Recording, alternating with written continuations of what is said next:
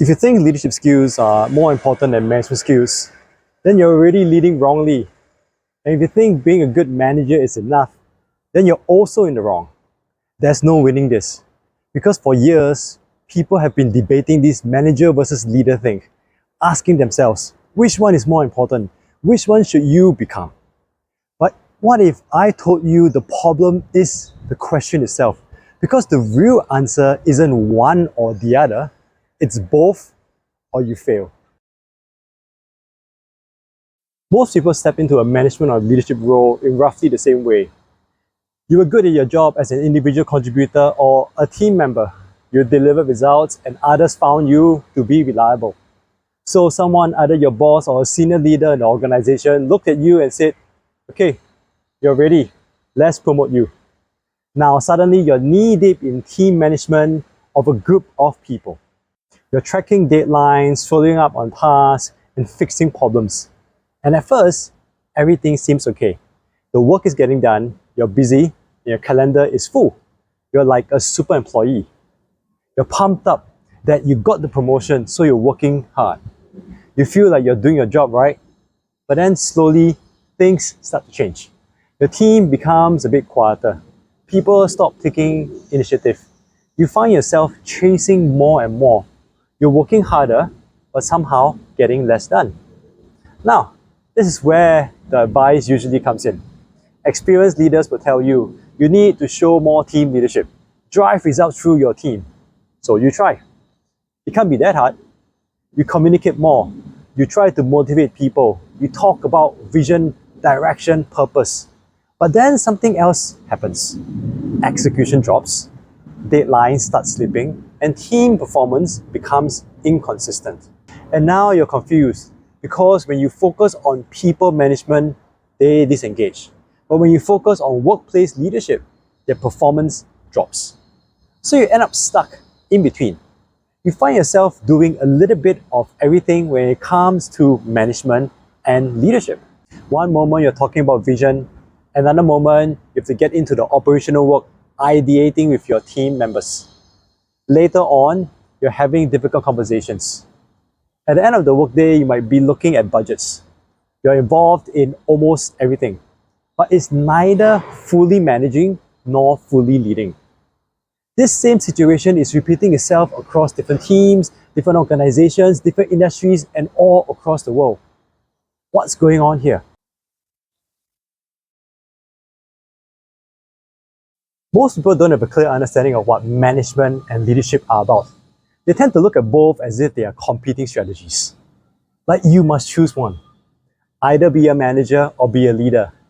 But actually, management skills and leadership skills solve completely different problems. And if you don't understand this, then you will keep using the wrong approach at the wrong time. Management is controlling complexity, so people know what they are doing in the day-to-day. It's organizing, planning, delegating, setting team and individual performance standards, having difficult conversations to keep team members on track, resolving conflicts as you go. As a manager, you ensure that in the day-to-day, things run properly in the workplace so work gets done. Leadership, on the other hand, is about navigating challenges. It's setting direction, aligning people so they understand why they're on their journey. Fostering employee engagement, creating psychological safety through consistency of your behavior, and ensuring that there is forward momentum and a sense of progression in everyone moving things forward together. So, a very simple way of looking at management and leadership is this. Management controls complexity so things keep working. Team leadership is bringing others to success by setting a direction and navigating the challenges along the way. You need both overlapping to enable you to resolve a whole range of issues. So, do both. Simple, right? But it's not easy because you have to do this consistently every day. Because in real life, you don't get to choose only one. Some of you might be thinking, what I've just explained about management skills and leadership skills makes sense. But if this is so simple, then why do so many people still get it wrong? If this video is already changing how you think about management skills, Please take a second to like the video. It helps more people find it. Thank you very much. Leadership didn't replace management. It arose because people management stopped being enough. You see, back in the early 20th century, the world was industrializing rapidly. Many people were working in manufacturing jobs. Since most of this manufacturing work was standardized, you could tell people what to do and they would follow instructions. Efficiency was the goal. And you could manage a lot of people this way. There was a team leader in a leadership training workshop that I was running, and he shared that he supervised an assembly line of 15 people in an organization that was producing mid to high-end electronic components. Here's the thing. Management was enough for those times, and maybe in some cases even today. But in today's workplace, things are different. From the 1980s onwards, especially when mass adoption of computers came along, many countries gradually moved towards a more service-based economy. People had to be more educated to perform at these service jobs.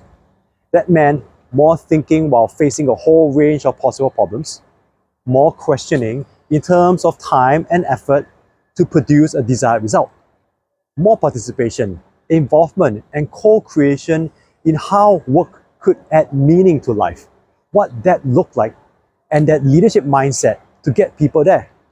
You can't just tell people what to do anymore and expect full performance, because in the past, you were dealing with hands, but today, you're dealing with minds. And you can manage hands, but you have to lead minds. People need to feel something. They need ownership, trust in each other, camaraderie, shared purpose, a leader that they can look up to. That's where leadership skills come in. But if leadership is now so important, does that mean management skills become less important over time? This is where many first-time managers make a big mistake. They hear about leadership and they go all in. Years ago, I was an experienced individual contributor and I had 4 colleagues indirectly reporting into me. I thought my next career move would be an official promotion to lead a team of my own. My boss pulled me aside one day and told me that I needed to show more leadership skills. Ignorant about how difficult leadership actually is, I said, sure, can't be that hard. The next day, I walked into a team meeting with my colleagues, trying my best to show others my leadership skills. We had to come up with a solution to a work challenge. I wanted to inspire, motivate, and empower those who were present. Unfortunately, I didn't do any of that. The right thing to do in such a situation where a solution had to be co-created by a team was to listen to what others have to say, find the most suitable approach, and build on it. Instead, I made the rookie mistake of trying to push really hard for my leadership strategies to be accepted by the team. I wanted to show that I was a leader. Things started breaking down from there once I took that stance. We ended up with a solution with no clear structure, accountability, and consistency in approach. We were all motivated to come up with something, but the solution that was developed for that was unclear. And when the direction is not clear, the outcomes become uncertain. A few days later, our boss received the proposed solution and rejected it within the same day. He said that the implementation of such a solution wouldn't be feasible. Here's the reality. When I look back to that moment, with the understanding that I have about leadership mindset, this is what I will say. Leadership skills without management skills is just inspiration without results. You can have the best vision, best idea, and the best intention. But if nobody is executing properly, people can't collaborate or ideate together, or if implementation is too costly, then nothing happens. And if you ever work in a team like this, then you will know that any initial burst of inspiration feels good at first, but gets tiring after a while because nothing gets done. If you watched to this point and you have a better understanding of leadership, then I invite you to subscribe to the channel. It helps us to get this video out to more leaders who need it. Thank you very much. Now let's flip things around. I happened to be having a discussion with my participants on the topic of improving team performance.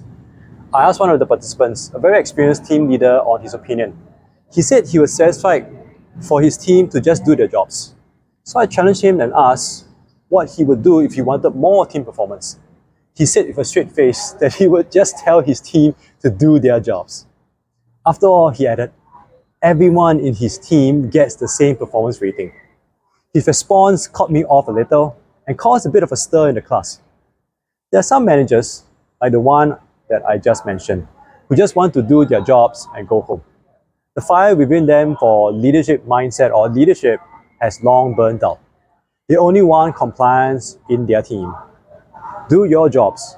Produce the expected results. Don't rock the boat. You know what this does. It creates compliance from the team. And also, no more commitment than what is expected. People will do what you say and ask for, and only that. Nothing more. No initiative, no ownership or extra effort. And over time, you lose the team. They're physically there, they show up for work, but mentally, they've already checked out. In that moment, I felt sorry for any team member within that team who wanted more from their career, because they were stuck with a manager who was satisfied with the status quo. Look, management is maintaining the status quo, keep things running, but it cannot change people. It would not get someone fired up to put in more effort, to aim more, to achieve higher. Leadership training fixes the people behind the system by using methods that can possibly change their mindset and their way of thinking. And this is why you need to both manage and lead. Because even if you can manage the workplace so that things run smoothly, but if people are disengaged, then all you get is business as usual level of team performance. And then you will have still failed, because your bosses will see you as just another person who can stay where you are to hold the fort. And if your people are inspired, but you can't provide much needed stability in the workplace so work can be done, then you also fail. Because inspiration without implementation means nothing gets done. And from the perspective of the senior leaders, they don't need someone leading a team who does a lot of rah-rah to inspire. They also need to know that work coming your way will be done. So now the real question becomes, how do you actually balance management skills and leadership skills without burning out? Basically, you are a manager and leader in the one person. This is where your management skills and leadership skills come into play. You have to recognize that the workplace has to be stable so that work can be done. This requires you to learn skills such as performance management, having difficult conversations, conflict management, decision making, etc. At the same time, especially if you're working in the service or knowledge industry, people need to feel inspired. You can't wait for the CEO of your company to come by and to inspire and motivate. On the day-to-day basis, that responsibility falls on you. That means you have to learn how to include your people in leadership communication about vision and direction. Talk about team values to boost employee engagement and create a sense of psychological safety through your behaviors so people feel safe to ideate and aim higher. These are just some leadership skills and concepts you have to know. A manager becomes effective when they learn to lead.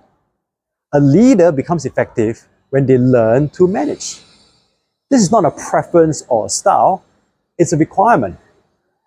You can't choose to only manage and not lead, nor lead and not manage. Because the moment you do, something will break in your team or department. And once you understand that you have to both manage and lead your people, then you start noticing exactly where things are breaking in your own team and be willing to do something about it. Because to not manage and lead at the same time means you willingly accept higher turnover, more conflict, fewer ideas, lower productivity, and more compliance behavior where people just finish work and go home. It's up to you. By the way, I have a newsletter called Leadership Made Simple.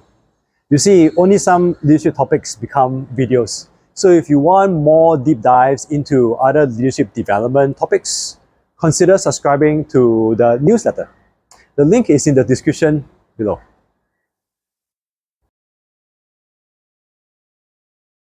Management handles complexity, keeps the workplace stable so things can get done. Leadership is having a direction and navigating the challenges along the way. Too much management and you don't get more ideas, collaboration, and commitment from the team. Too much leadership and you get a lot of inspiration but not enough performance, especially when you need it. And this is why I say leadership is simple but not easy. Because workplace leadership that is admired by others require balance and awareness. You have to keep adjusting to the leadership situations as they come up. As I tell many new manager training participants that I work with, there's no model answer that you can just copy and paste. Because people are unique and dynamic. Therefore, even situations that look and feel similar still require unique responses. Most managers and leaders don't fail because they don't try. They fail because it's either or for them. They manage or lead too much. It's having an incorrect understanding of what managing and leading is, which causes them to not do both. That's where the team performance breaks. Ultimately, that's what matters in your evaluation as a leader. So, are you managing or leading more? And what would you change to do better? Share in the comments below. And if you have faced resistance from those you lead and wonder if your team follows you out of conviction or compliance, check out the video here.